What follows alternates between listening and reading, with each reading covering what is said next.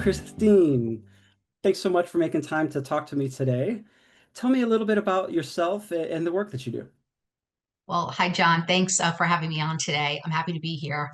The focus of my work is on developing high-performing teams Hmm. and engaging corporate cultures through impactful learning and talent development programs. My background encompasses all facets of the employee experience and company lifecycle.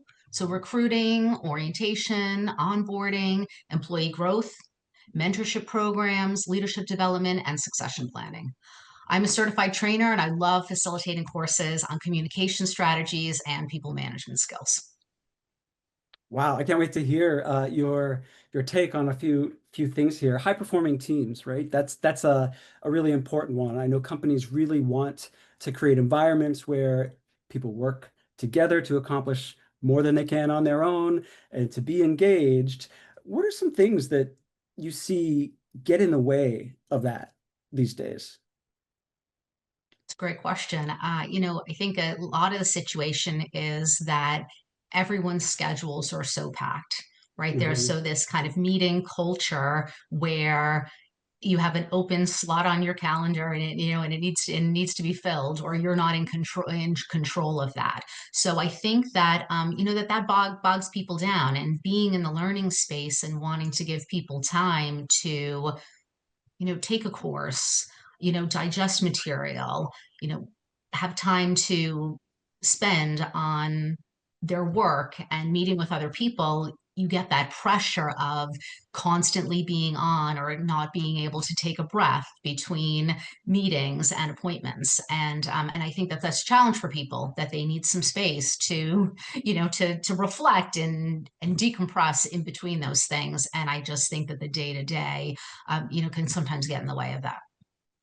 Absolutely. In my experience too, it's time that seems to be the biggest obstacle for people taking that time to learn. Do you have any strategies that help people prioritize learning? It's important to put it on the schedule. I Okay. think it's also important to have your manager or leader also be a part of that to support that learning. So when there's time to do that and making time for that, that then there's not some other commitment that's pulling someone away from that. So I think that's really just being very thoughtful and strategic about schedules, and using some time blocking strategies to say, hey, you know what, we're going to dedicate this amount of time per, is it per week, if that's too frequently, per month, to say that we're going to use this time specifically to focus on employee development or personal development. So to get that on the calendar, understanding that there's always going to be some sort of maybe priority that something needs to be rescheduled, but really to find a way to proactively schedule it so that months don't go by and all of a sudden we realize that we haven't done anything, about it to develop ourselves or to develop our teams. So definitely making that time, sticking it on the calendar. What about alignment to like the bottom line? Sometimes learning is, technical and it's needed to do your job, but there's a whole lot of other learning, especially like around teaming or leadership, that might not feel like it's a priority because it doesn't seem directly connected. But I know that people aren't out there saying, take training just for training's sake. Do you have any insights on how to align training to that bottom line or to the overall mission of a company? Sure. I spent many years in sales management, and there was a lot of that kind of pull between, we don't have time for training because we need to go and sell and Right. make our numbers. Right. And if we And don't so sell, there's not going to be business to have these problems of needing to, it's like this circular thing. So yeah. exactly. So, and then that was a struggle to say, hey, guess what?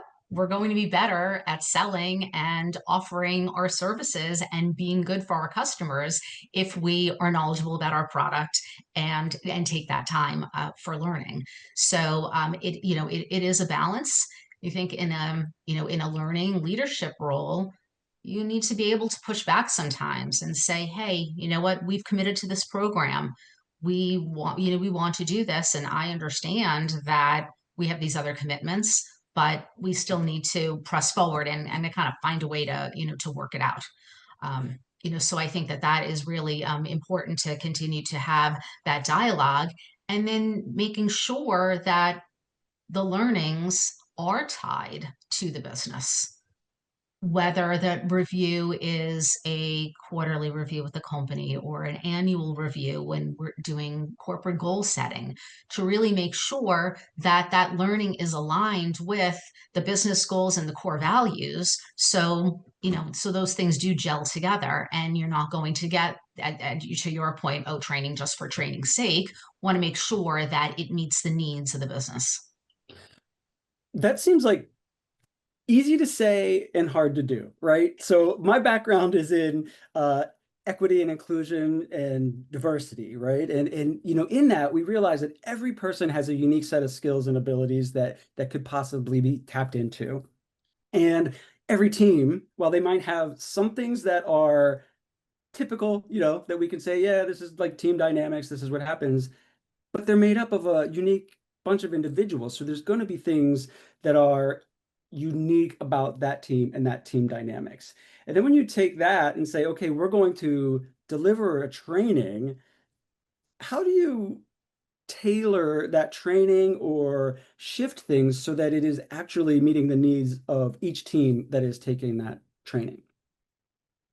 If it's an enterprise initiative, sometimes that can be challenging because different teams work, in different ways.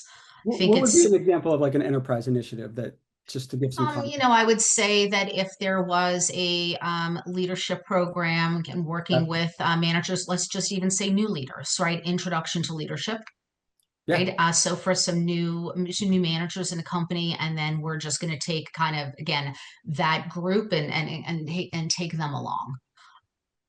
Again, I took you away from kind of the whole organization, right? And put it in that group because that's what Yeah. does make it easier, is to be focusing on a specific group so that you can tailor that learning. Versus if it's, say, for example, a compliance training, right? Something like workplace bullying, Okay. where the entire organization, as is a mandatory rollout, would participate in something like that. Then you're going to have your subsections of, again, your new leader development and taking them through a leadership program. But you still have the opportunity to, hopefully, it's a smaller cohort of people that then you can have engaging conversations with their leaders to say, okay, this person is in this role. What are their challenges? And take those commonalities across that whole group as the course is being developed, or as that there's time to have it and talk about it, and know what's needed from that point. Because again, a new leader could be a new leader to the company. It could be a Right. new leader because they were recently promoted and never had direct reports.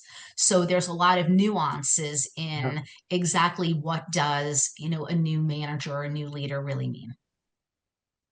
Yeah, I work a lot with emerging leaders in developing their skills, their confidence through coaching relationships. And you hit on a topic that it's like a lot of times people climb the ladder because they're good at a specific skill set, and others see leadership in them and they're like, yeah, this is like the goal. I'm now a leader. And then they're like, but I've never learned how to be a leader. I don't know what being a leader means.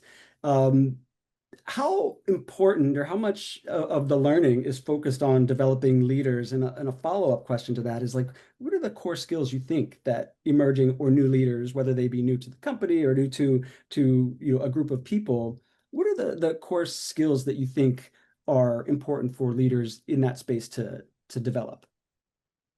So the first question, as far as this group of leaders, is, I think the challenge is that a lot of companies do things in more of a top down.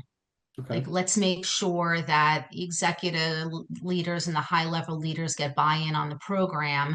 And then sometimes, as things are implemented, you could lose a little momentum. And by the time it gets to that core group of people that Yeah. really need the help, life gets in the way, business gets in the Mhm. way, priorities change or something. So I think that that is that core group where I feel that you are going to get the biggest bang out of your buck is this middle manager group. They have people above, they have a team below, and really identifying what their needs are and what they need help with.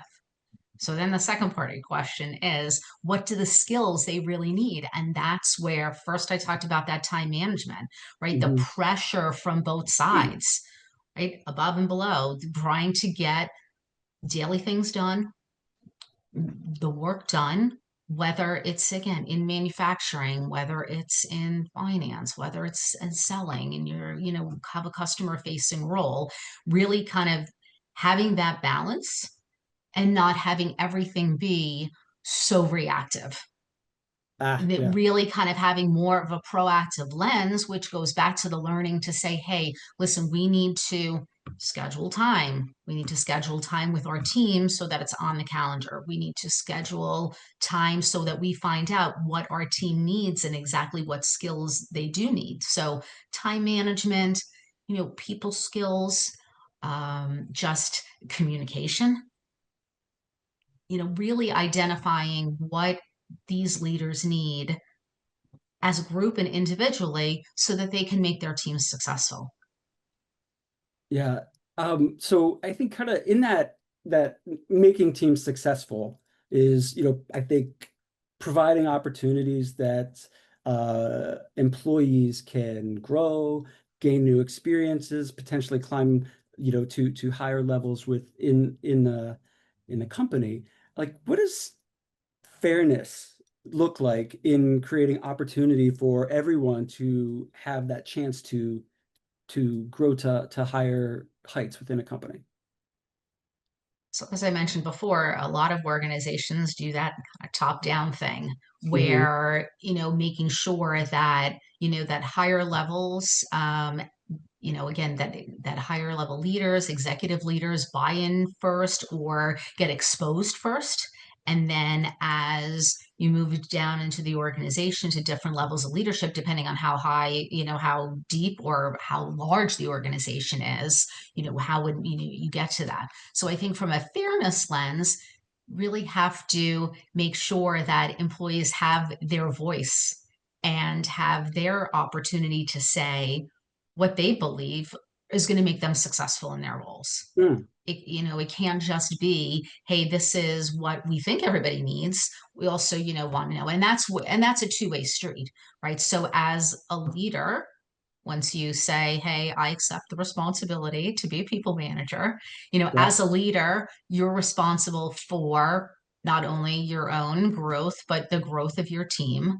But then also that employee is responsible for saying back to their manager, well, okay, I appreciate that, but this is what I need, this is what works for me. So, in an ideal, in a perfect world, you want that two-way dialogue to get that fairness to at all levels, that it is from all levels, whether it's a higher level leader, whether it's your direct manager, whether it's initiative that's coming from learning and development, whether it's something that you say, hey, you know what, I struggle with this and I know that other people struggle too. Like, can we talk about this? Is there a resource for this? So I think as much as a leader is focused on helping their team do better, I think as an employee, you also have a responsibility to not only yourself, but the organization to, stand up and say, hey, I want to participate in that, or I need this. I think that's great. I wish that more companies focused on that level of listening and understanding and then willingness to try to accommodate. Sticking with that kind of middle level manager or the new manager, um, starting out with a new team, wanting to do things right, asking what people need. Now, it's human nature to be focused on kind of more negative things. Like we know this, it gets exploited in social media. And in my experience, it's really easy for people to say, I don't like this. I know what I don't need. I don't need more work with less resources. I'll tell you that. But when you try to think more open-ended and ask people what they need to do their best work, do you ever come up against folks struggling to say and articulate that, like what it is that they need? Mm. Yeah, absolutely. I think sometimes you have the situation where, you don't know what you want until you are exposed to it or you see what's available. Right. And again, it could be an organization that's learning more. I've worked where I was helping to build more of a learning library and increasing offerings where there hadn't been there before. So sometimes, right, you don't know what you don't know. Hey, you know what, I want to, develop my time management skills, but again, do we have a course? Who's going to help me do that? Right. Every solution isn't that we're just going to throw an e-learning course at someone. Right, Right. right. That is a challenge. So I think that really, um, I don't know, having the employee be able to talk about it is hard sometimes. And so you might need to ask kind of those open-ended questions to say, sometimes it's almost looking back, right? That hindsight is 2020. Maybe Uh-huh. it's too soon, right? Someone's new in their role. It's kind of like being your first day at work. Okay, do you have any questions for me? I don't know. I don't know enough to ask you Right. questions, right? So to maybe have this sort of 30, 60, 90, right, for a new employee to say, okay, we're at your 30-day You mean mark. touch base in a month, 2 months, three Right. months Yeah. down? What's working for you? Well, gosh, what do you wish that you knew day one? What was too much to know in the beginning? And then again, a little bit later on in 90 days, and then even a reflect back in 6 months or a year to say, how was that year, man? Went fast. What do you wish you knew earlier? Or what was getting in your way? Or now that you have a little bit of time, what now do you need to get yourself to the next level, or what do you think the greatest opportunity is for you to kind of Yeah, have those stages, because again, sometimes it just might not be, it might be too soon to yeah, ask, and that's where the struggle is. yeah, absolutely. And there's probably juggling of priorities and wanting to look good because they're in a new manager role, not wanting to expose something that could be perceived as weak from a management lens without the certainty. Um, Creating that safe space could be a real challenge, especially if you don't know someone's needs initially, Mhm. and then they don't have the skills to really articulate them until you get to know them. It can be a real challenge for sure. Yeah, absolutely. Well-being in the workplace is seems to be a trend that's sticking and it's here. Um, Kind of what do you think's gonna be in play to like shape the future of well-being in the workplace? I think that I know I keep talking about time management, but it's Yeah. so hard not to, right? Because you want people to be focused at work, Mhm. and not, have any kind of outside influences, and understanding that people have lives outside of work. So I think, from a well-being standpoint, to really make the work environment as engaging and team oriented and helpful as possible, so that it's not the workplace that is adding extra stress to, I'm sure, what a lot of people have going on in their personal lives. So to really, I try, try to make things easy for people, right? Try to have, opportunities that the workplace is, is a safe safe space, and also, a place where people enjoy coming to work, and is something where they feel that, that they is not an additional source of stress in their lives, that they enjoy coming to work, they enjoy doing what they do, and kind of fostering that kind of culture.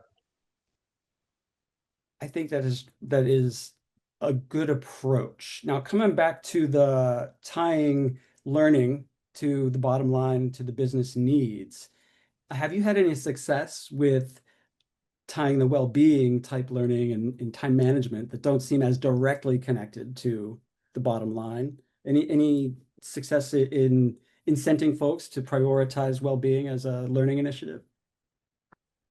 Yeah, I mean, some, I think that, some programs that are either, relating to more of those, I don't want to say like kind of like those soft skills, but sort of that, you know, managing time better, being a better teammate, uh, you know, communicating effectively, kind of all those kind of, fall into sort of that bucket. And then sometimes these sort of external things where, there could be, say, for example, like a safety day where people are getting together to commemorate a milestone for the company of having certain amount of days, without an incident in the office. Mhm. Those kinds of You mean things that are kind of. like an injury or some type of Yep, facility? yep, Okay. exactly. Yep. So we've gone, 60 days injury free and kind of having some of those sort of milestones, or again, back to sort of something for,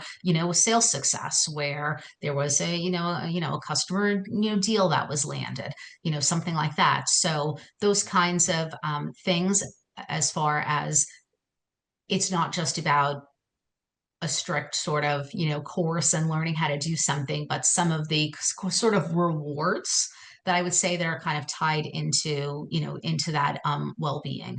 But I think there are also a lot of good things out there as far as courses that people can take to kind of understand more about how other people might be dealing with stress in the workplace, how others are, communicating and realizing that people are, under stress for a particular, situation, a deadline on a project, and that might be affecting how they are, showing up. So I think certainly that's helpful as well to, make some things available to people so that they can understand, what might be going on with others. Right. So the learning then could expand someone's view of what others might be up against that's getting in the way of them being their best at work. Sure, absolutely. I mean, it's easy to say, right? Oh, put yourself in someone else's shoes. But you know Well, what? If you don't have that exact shared experience, sometimes, right, it is challenging for people to have either empathy or, you get caught in the moment mm, and, just kind of need to dive in and understand and maybe ask some questions. yeah, and remain open because sometimes like your curiosity and questioning might be uncomfortable and then get your brain functioning on a different level where you're like, oh no, am I going to mess up? Am I going to cause harm? Am I going to do all these things? And then you're not really engaged in the conversation in the way that you need to be. Um, there seems to be a I don't know, an unsaid understanding that if you take this class, that's going to lead to absorption. I think you used the word digesting, take time to digest. And ultimately, we're looking for behavior change that's sustained in some level, right? Um, do you have any tips or tricks on how to take that? Here's the class, and I know everybody's time constrained. So, yeah, you showed up for the class, you learned something new. And then how do people practice or learn or get good at what they just learned in the work environment with all of these constraints that are still in play? I mean, great question. I mean, that is certainly is a challenge where you learn something and then do you really have the opportunity to apply it? So I think it's important to again have those check-ins. And whether it is whether it is a one-on-one, whether it is a few months or what have you down the road to say, hey, we want to, kind of do a follow-up on these skills, or hey, I have another resource that ties into this learning from a few months back, and here as a reminder, here it is as a way to refresh the skills. Sometimes it's about again about leaders, where it's performance management season. It comes at the same time every year, generally sometimes more than once a year depending on a Mhm. company's cadence for that, right? It might be a mid-year and annual performance review, and guess what, right before that we're going to talk again about having difficult conversations, about how to deliver a performance review, how to have that stuff so that if we had a class 6 months ago or talked about it, right? Well, what's happened in those past 6 months? Now it's timely because it's coming up again. So now it's time to again to have that refresher and say, okay, we just want to hone in on those skills again. you know what, as a reminder, let's go over a few tips on making sure that you have an effective review. Okay, let's make sure that we're asking, right, what they need from us, right, what they need to develop in their learning and kind of give maybe a bit of a, a script or a discussion. And so really trying to have that, frequent check-ins and follow-up. Because again, if you just have a course or you have somebody watch an e-learning video and you don't follow up or even check in on the learning and if it's being practiced, then what does it all mean? Yeah. The through line for what I'm coming to understand is your approach is to really check in and listen with the intent to understand what someone else needs or is going through before just slapping on some type of solution. Yeah, absolutely. I mean, that again is the ideal, the ideal situation. Absolutely. Understanding that there's a lot of moving parts and there's a lot of challenges, and that sometimes too, what was working once might not continue to be working, and you might have to flex and change and say, hey, you know what? This was what we were doing, and now we need to make a change, or something just needs to be enhanced based upon getting some feedback. Yeah. And change itself can just be really tough to take. Absolutely. And we're Very in an overwhelming. environment where there's so many things external to the work, the economy is impacting companies' bottom lines. If there's one thing you could say to companies out there or new managers to institute that would help future-proof their organization, do you have any suggestions? So I think is for managers, I mean, you also have to give first, I think you kind of have to give yourself some grace, right? To be like, hey, you know what, I'm not perfect. My team's not perfect. And we're gonna work on this together. So I think creating that again, a team environment, a place where everyone is, can bring their ideas, work together, and really, kind of, have that core, I think is ideal. And then understanding that there's going to be changes. That's maybe the one thing, right, that you can count on is that something's going to change, and try to really be able to, flex with that. Try to, stay even keeled. It's hard. There's a lot of pressures. There's a lot of emotion involved. Pressure to, to get things done, to make things happen. And especially if there's again timing, right, it's the end of the quarter, it's the end of the month, it's the end of the year, things aren't going as well as we expected, we're not going to make our deadline. That's those kind of external pressures that really affect. So I think really, as a manager, trying to kind of try to keep everybody on kind of an even keel, kind of check in with the team, and then realize too, as a manager yourself, there's going to be days where you're just not perfect either. Yeah, I hear some hints of leading with a little vulnerability and showing that you don't always, as a leader, have the right answer, but you can get there if you listen and pull your team together. Um, I really appreciate you taking time to share your insights and talk about learning and development today. It's been great getting to hear a little bit more about you. Thanks so much for spending time today. Thanks, John. I really appreciate it. Thanks.